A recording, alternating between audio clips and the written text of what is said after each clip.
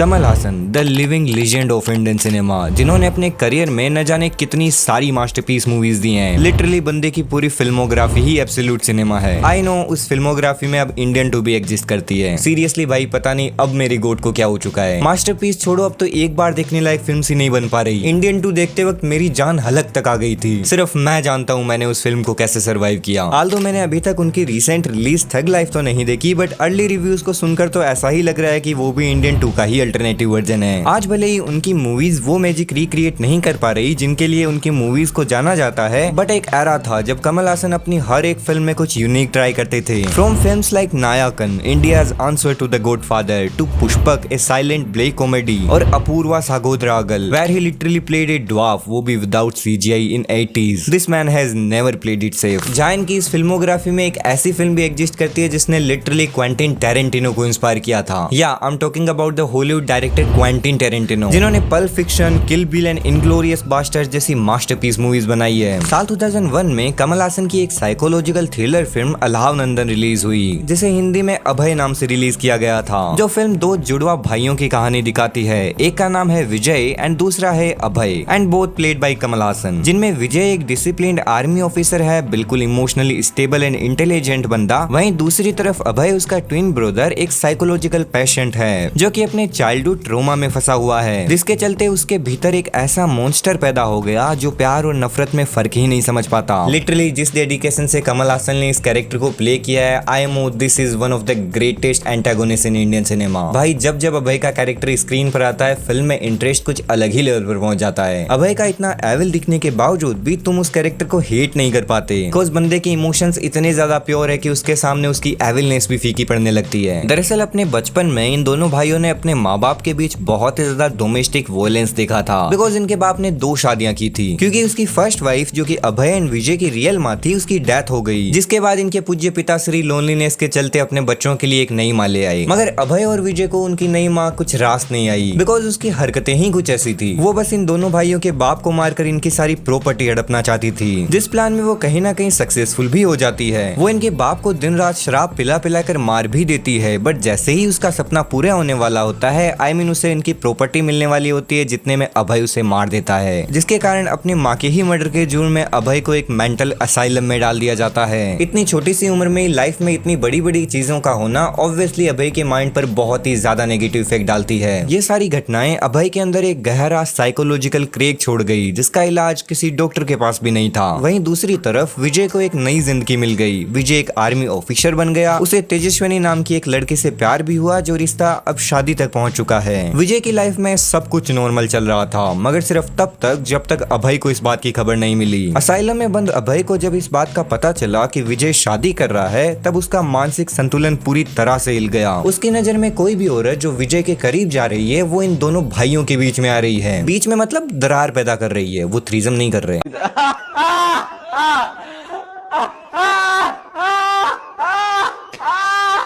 अभय की दिमाग की दुनिया में तेजस्विनी कोई नॉर्मल लड़की नहीं थी, वो उसे एक एविल एंटिटी की तरह देखता था, जो बस उसके भाई की रूह को करप्ट करने आई है। कोज अभय को लगता था कि उसकी सौतेली माँ ही तेजस्विनी है, जो इन दोनों भाइयों को अलग करने के लिए एक नया रूप धारण करके आई है। इसी ऑब्सेशन के चलते अभय असाइलम से भाग जाता है और तेजस्विनी को मारने का प्लान बनाता है। भाई सीरियसली फिल्म में अभय का असाइलम से एस्केप वाला सीन एंड उसके बाद का हर एक मोमेंट एक नाइटमेयर की तरह लगता है। जैसे जैसे अभय तेजस्विनी के करीब पहुंचता है, वैसे वैसे मूवी और भी ज्यादा डार्क होती जाती है। अभय का ऑब्सेशन उसे एक रूथलेस किलर बना देता है, बट साथ ही साथ फिल्म में ये भी दिखाती है कि उसकी हर हरकत के पीछे एक बच्चा छुपा हुआ है, जिस बच्चे को कभी समझा ही नहीं गया। जहाँ फिल्म के क्लाइमेक्स में हमें विजय और अभय के बीच एक बहुत ही तगड़ी फिजिकल फाइट दिखाई जाती है। ऑब्वियसली अगर स्क्रीन पर दो कमल हासन आपस में लड़ेंगे, वो फाइट तो एपिक होनी ही है। Absolute cinema. आज जो लोग सिनर्स में माइकल और माइकल बी जॉर्डन की फाइट्स को देखकर सोच रहे हैं कि रेयान कुगले ने ऐसी डबल रोल फाइट सीक्वेंसेस को कैसे पुल ऑफ किया होगा, उनकी जानकारी के लिए बता दूं कि ये सब तो हमारे कमल सर ने 2001 में ही करके दिखा दिया था, without even having the kind of technology that we have today. I know ये सिनर्स जितना रियल तो नहीं लगता, बट फिर भी फिल्म कमल हासन के दोनों रोल्स को एक साथ स्क्रीन पर दिखाने वाले सीन्स को बहुत ही स्मूथली पोर्ट्रे करती है, बिकॉज इन्होंने भी डबल रोल दिखाने के लिए कोई फ्रेम बाय फ्रेम कट करना या फिर मास्किंग वगैरह का यूज नहीं किया था। For dual roles they used a motion control camera setup, जिससे दोनों कमल हासन आमने सामने बैठे हैं, कैमरा इनके चारों ओर 360 घूम रहा है। सीरियसली भाई डबल रोल वाले सारे sequences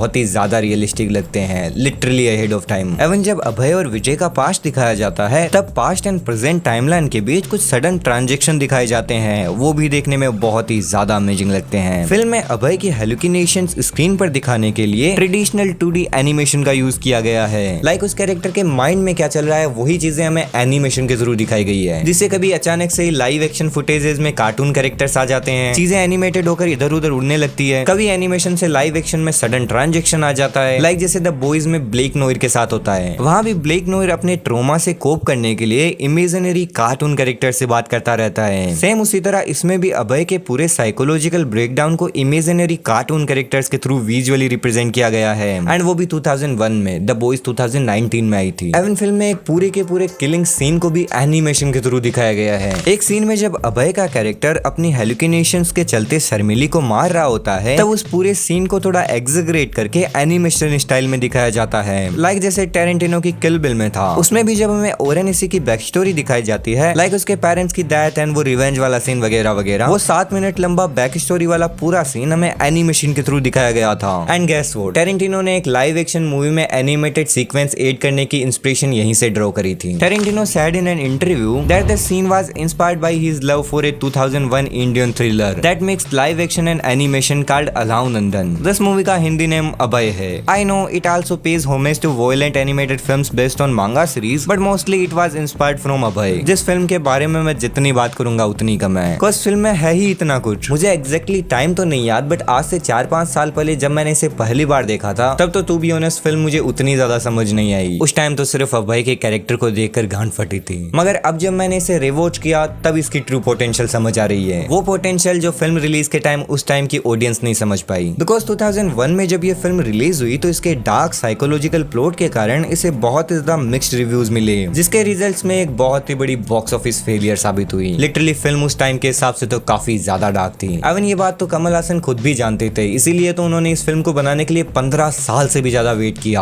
allow Nandan was originally a novel title Dhayam, जिसे कमल हासन ने 1984 में लिखा था, जिसे एक लाइव एक्शन में एडेप्ट करने के लिए बंदे ने लिटरली 15 साल तक वेट किया। एंड 2001 में जब टेक्नोलॉजी इतनी डेवलप हो गई कि इसे ठीक तरीके से बनाया जा सकता है, तब जाके कमल हासन ने इसे लाइव एक्शन में बनाया। एंड फिर भी लोगों के लिए ये फिल्म अहेड ऑफ टाइम ही थी। खैर आज के वार्तालाप को यहीं समाप्त करते हैं। आई होप कि तुम्हें वीडियो पसंद आया होगा। तुमने ये फिल्म देखी है या नहीं, या फिर इस वीडियो के बाद देखने का प्लान बना रहे हो, मुझे कमेंट में जरूर बताना। एंड अगर वीडियो पसंद आए तो वीडियो को लाइक एंड चैनल को सब्सक्राइब करना बिल्कुल मत भूलना। मुझे उम्मीद है हम फिर मिलेंगे।